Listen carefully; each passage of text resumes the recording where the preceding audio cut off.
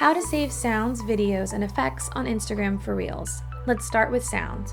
Go ahead and navigate to the video whose sound you want to save.